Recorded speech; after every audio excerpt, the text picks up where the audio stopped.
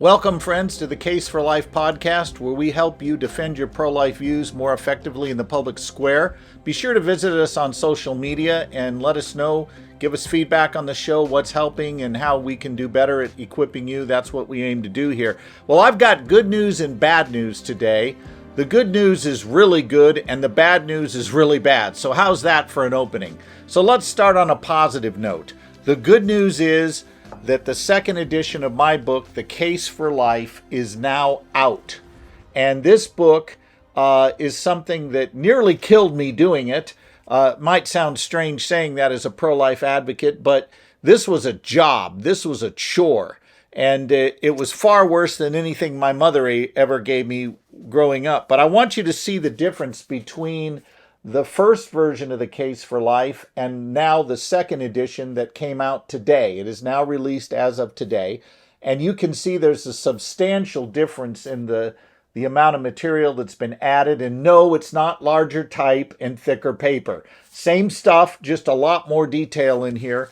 And it's not that the old edition was bad, but this one really equips you to navigate a post-Roe v. Wade world. Where now we are seeing pro-life views being attacked and voted out in every state where they're put to the public. How do we navigate a culture that, quite frankly, loved Roe v. Wade, loves abortion, and let's just be honest about it, that's where it is. How do we engage the worldview structures that make abortion so plausible to so many of our fellow citizens? Well, this book is designed to help you do that, to engage that culture, give persuasive arguments that can compete in the marketplace of ideas, compete in academia.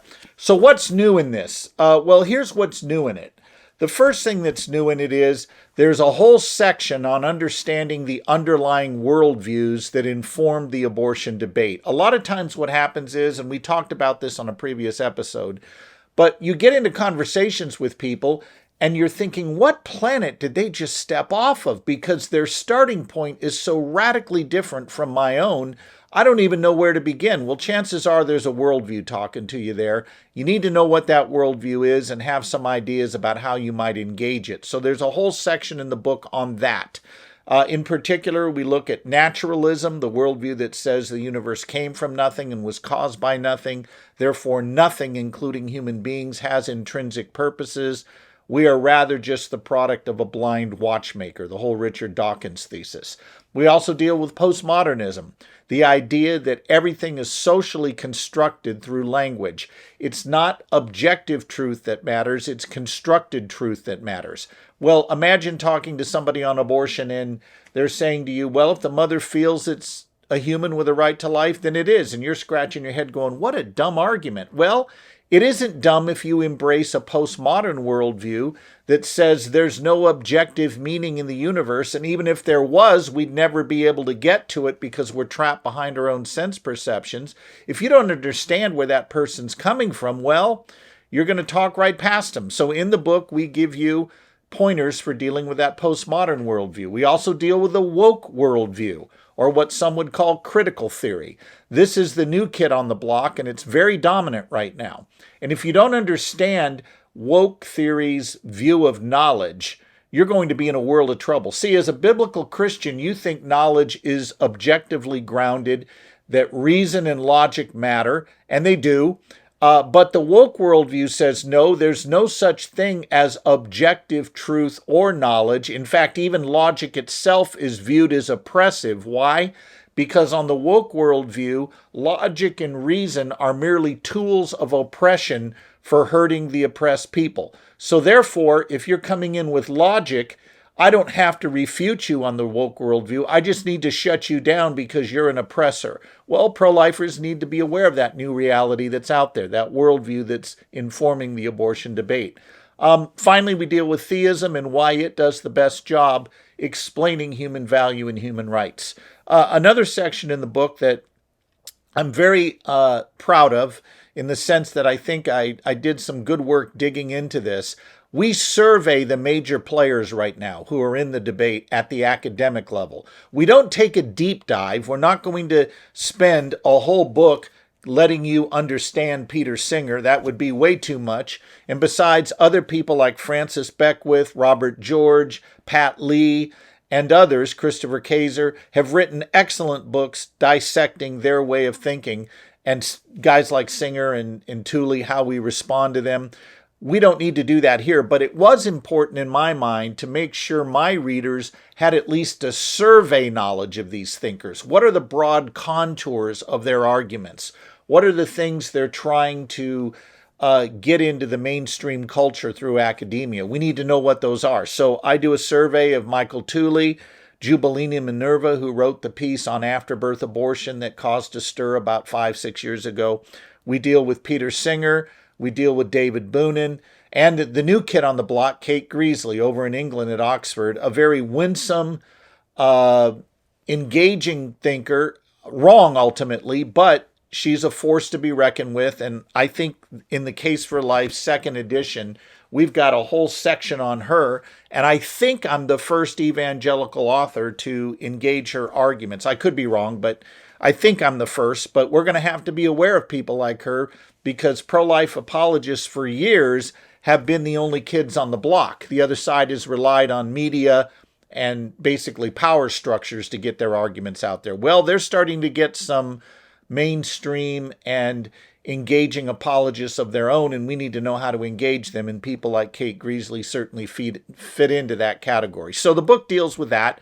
There's also a very practical element to the book, which I didn't have the ability to explore in detail in the first edition, but this time I did, and that is, what does a pro-life church look like? And specifically, what does a pro-life Christian look like? What are the things we're supposed to be doing? Well, I give you what that looks like. And then I go a step further. How do you actually prepare material for a pro-life talk? Listen to me. Some of you might get angry at me, but I don't care. Here goes. All of us have to become pro-life apologists and presenters now. If you're not convinced of that, when I get to the bad news in a minute, you will be. Because our culture is at a point right now where pro-life views are largely held to be not only irrational and religiously motivated, but dangerous to culture. You've got to be able to defend what you believe and do it quickly and concisely like we've taught you to do here before. We've talked in the past about that 1-minute defense of abortion, how you do that. Let's say, for example, you had only 1 minute to make your case. A reporter shoves a mic in your face and says, "Why are you pro-life?" Well, here's your answer. I am pro-life because it's wrong to intentionally kill innocent human beings.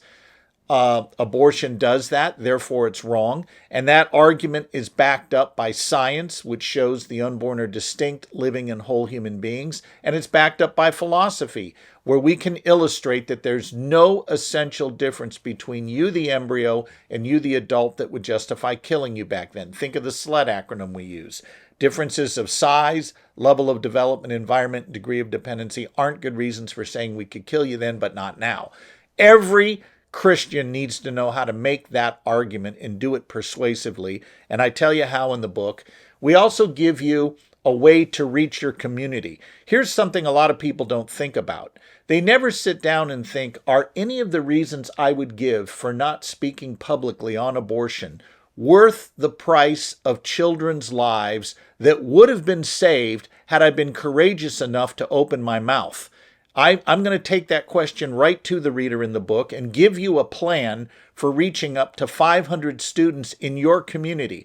And I don't care if you live in LA, Boston, or some town in the middle of Iowa where you're hundreds of miles away from an airport and a major conference center. None of this is about making you a platformed, famous speaker. It's about making you an effective one for reaching your community and the students who aren't hearing about abortion in your backyard. So there's a plan there for reaching up to 500 students, and I give you a step-by-step plan how to do that, including how to approach schools, what you need to say when you approach them, what you say in the presentation. It's all here in the new edition of the book, and that's why it's so big and fat compared to the skinnier first version. There's a lot more at stake there. So anyway, that's the good news. The book is out. You can get it at Crossway, or you can get it at Amazon or wherever you buy your books from. It's there now. The release date is today. Now for the bad news, and this is the part I wished sincerely I never had to talk about. But a week ago Tuesday, there was a referendum in Ohio that was absolutely a devastating defeat for the pro-life view. In that referendum, the citizens of Ohio were asked point blank, do you want to write abortion rights through all 9 months of pregnancy, really, into the state constitution? And a whopping majority said yes. It wasn't even close. The vote was something like 57% yes to 43% no.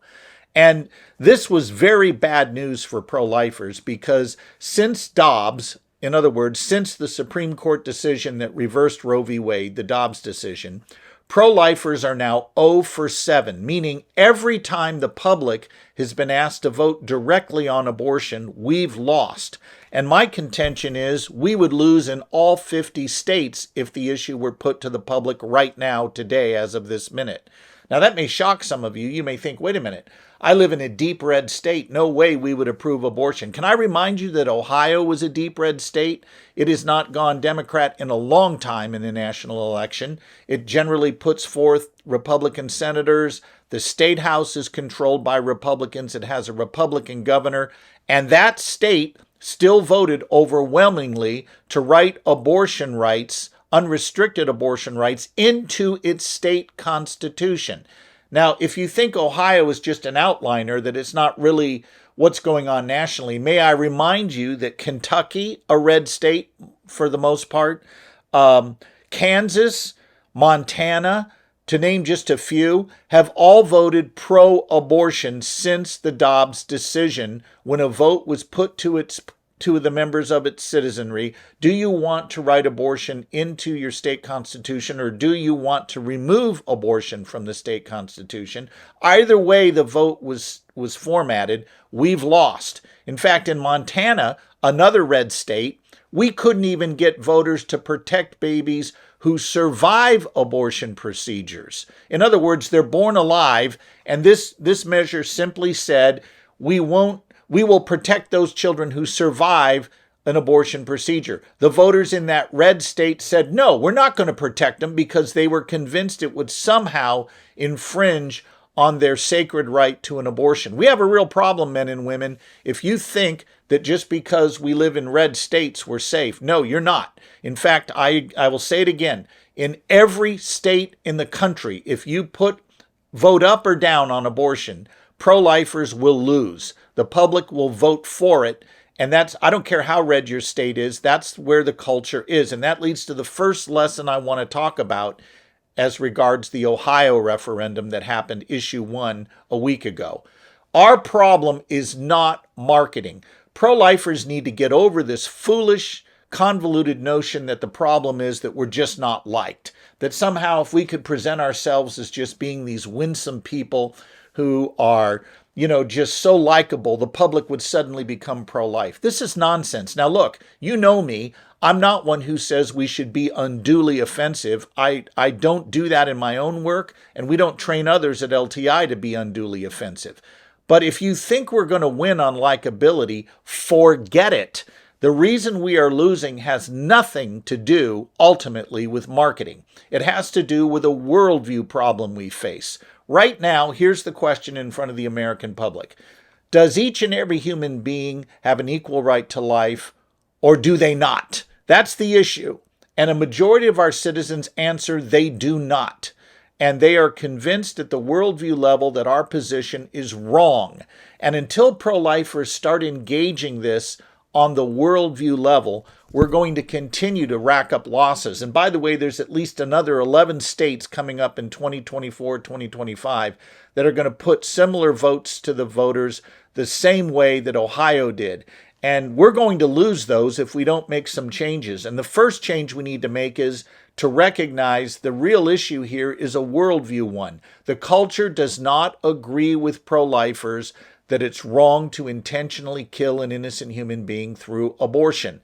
And as long as they see unborn humans as blobs of tissue and think abortion isn't an act of violence that intentionally kills an innocent human being, we're going to continue to lose. And that leads to my second lesson we need to learn from Ohio, and that is this. Let's quit covering up the reality of abortion. I will tell you that pro-life groups in Ohio, groups like Created Equal, Heartbeat International, Ohio Right to Life, they worked really hard to defeat this. This is not a slam on them, but it's something we need to look at nationally here. I grow so weary, and forgive me if I'm going to preach passionately for a moment, but here goes.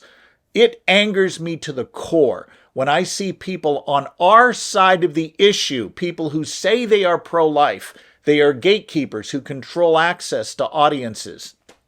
And what they do is they side with Planned Parenthood in covering up the injustice that we're hoping to expose. And they don't want abortion pictures shown. Oh, we don't want to offend people. Oh, we somehow don't want to drive them away and think we're mean and that we're extreme. This is a bunch of garbage. Who in their right mind thinks there could ever be a social reform movement that wins by helping its opponents cover up the injustice that they're trying to expose? And that's exactly what a lot of pro-lifers are doing. They don't want to show the pictures of abortion. They don't want them to be seen. Instead, they're relying, as many churches do, on marketing consultants who are telling them, work at being nice, work at having the felt needs of the people you're talking to met. And don't show those ugly pictures, whatever you do. This is garbage. Social reform movements win by exposing evil, not by covering it up. So we have got to do a better job at somehow recovering our courage. We have faced a tremendous loss of nerve in many portions of our movement that have decided we're not going to show abortion for what it is. I can't think of a more disastrous strategy, but that's what's happening. And my hat is off to groups like Created Equal, Center for Bioethical Reform, and others who do use the pictures and use them effectively. We use them at LTI as well, because we know the pictures change how people feel about abortion, which is a necessary predicate for changing how they think and ultimately behave. A third lesson from Ohio: churches. How many churches? I don't have the survey data in front of me, but I do have anecdotal reports from the pro-life groups on the ground there in Ohio. How many churches leading up to this referendum used their pulpit time to equip believers to engage appropriately on this issue? In fact, let's make it even easier. How many of them even mentioned issue 1 and said to their people, we have a moral responsibility as believers to be salt and light in the culture, and we have a moral responsibility to love our neighbor, including our unborn neighbors. And issue 1, if it passes, is not an example of loving our unborn neighbor. It's an example of destroying them, and God will not hold us guiltless for doing that. No, from what I understand from the anecdotal reports I've gotten, very little happened at the church level, and certainly not enough to make a difference culturally. I'm at the point now where I think Christians in churches that refuse to talk about abortion need to do one of two things: become very noisy or leave. Because sitting by while your church leadership decides we're not going to talk about this issue, that's somehow a political issue. Well, in the book, I address that issue, and I also address the reasons pastors don't want to talk about it. Now, by all means, approach your pastor graciously, but after doing so, if your church leadership refuses to teach a biblical view about the unborn and about the act of destroying innocent human beings made in the image of God, I think you need to either really make it uncomfortable for your leadership to be silent, or if that's not going to work, find a place to fellowship where they teach the whole counsel of God, including how believers apply their worldview to issues like abortion. And this lousy excuse that we don't want to be political, this is garbage, and I'll tell you why. It is the fact of the matter that every moral issue becomes politicized. Slavery became politicized. Sex trafficking becomes politicized. Segregation became politicized.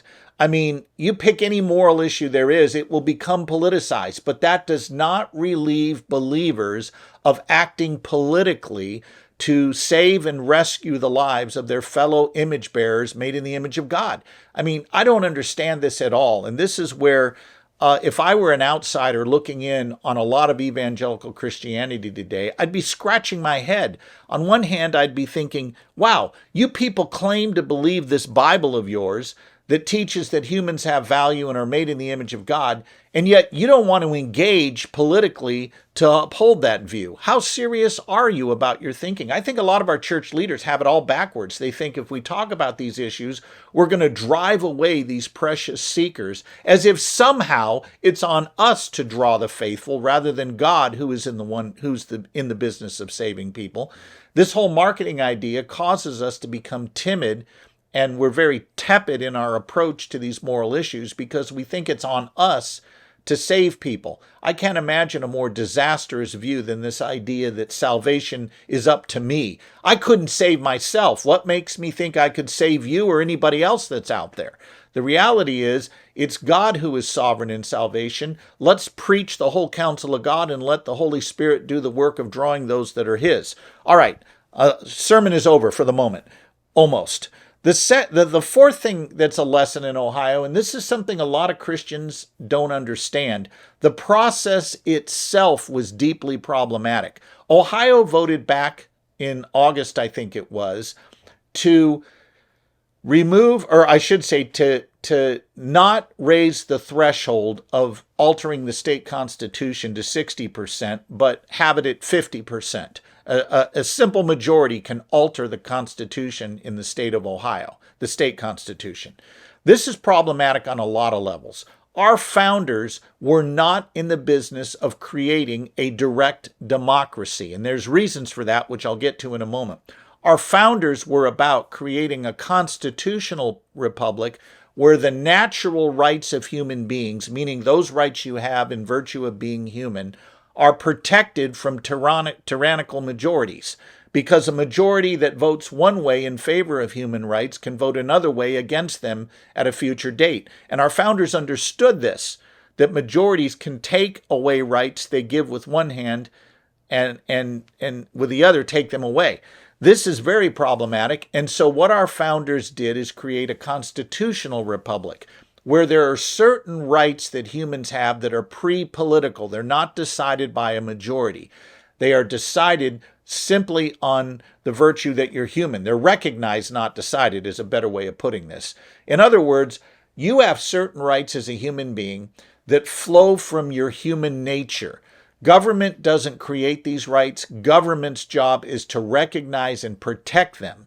And what we saw in Ohio was a process that is spreading to other states as well, where simple majorities are deciding what these basic human rights are, not the way our founders saw it, that we have rights in virtue of our humanity, and they wanted it to be very difficult for majorities to trample on the rights of minorities. And therefore, they put in place a constitutional republic where laws are to be crafted by state houses and by Congress, not by majorities just acting in direct democracy, because they had seen what happened with that in France, what happened with that in England, and they didn't want that for here.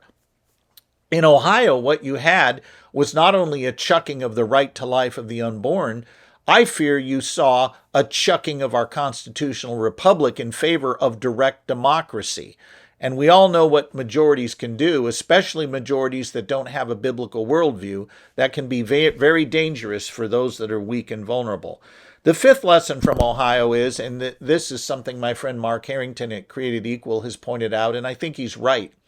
We need to start viewing these state referendum issues coming up on abortion, the 11 or so that are going to come up in 2024 and in 2025. We need to start viewing these as pro-life beachheads like Normandy. We need to get on the beach there, establish a beachhead and win, and then go to the next state and win. And what tends to happen is, I think in these states, as Mark has pointed out, we kind of leave it to that state to fix the problem and not recognizing there are national implications. And that happened in Ohio. I mean, I'll admit it. I'm busy doing all kinds of other stuff. I focused on Ohio in that I talked about it. I wrote some things about it, but I didn't have time to fully devote to it. And in the future, maybe we need to re-examine that. Maybe it's all hands on the beach. Let's get everybody doing what needs to be done. When Ohio's having a thing, they need our donations. They need our money for pro-lifers to fight against it. They need our time. And I'll tell you what, a lot of pro-lifers did work very hard in Ohio. They knocked on thousands of doors. They were just outgunned and outnumbered. And that's what happens when your primary challenge is worldview, not marketing. When the culture disagrees with you on worldview issues, marketing isn't going to overcome that. You've got to hit them with a persuasive case for life. Now, in Ohio, one of the things that happened is the campaign focused largely on the rights of parents, trying to tell Ohio voters, look, if you vote for issue 1, what's going to happen is if your child identifies as trans, for example, the state constitution is going to protect that child's right to transition against your will. Well, that message didn't resonate because everybody knew the real issue was abortion. And what we need to do in the future is we need to head on take on the abortion issue, deal with what's really at stake in that question. In other words, show the pictures, make the arguments, make the main thing, which is what we always try to do here at LTI. And it's important that we continue doing that. So those are some lessons from Ohio. We got a lot of work in front of us, folks. This is no excuse to quit. Roll up your sleeves. There are other states coming up. We're going to have to get serious about winning this fight. And we're going to have to do it with a good dose of courage because the culture is not with us the way we had hoped for years that it was prior to the reversing of Roe v. Wade. We got work to do, but we're going to do it here. We'll keep you informed. Thank you for watching. I'm Scott Klusendorf, president of Life Training Institute, and here on The Case for Life, we want to equip you for the fight that's ahead, however long and hard that may be. Look forward to seeing you next time.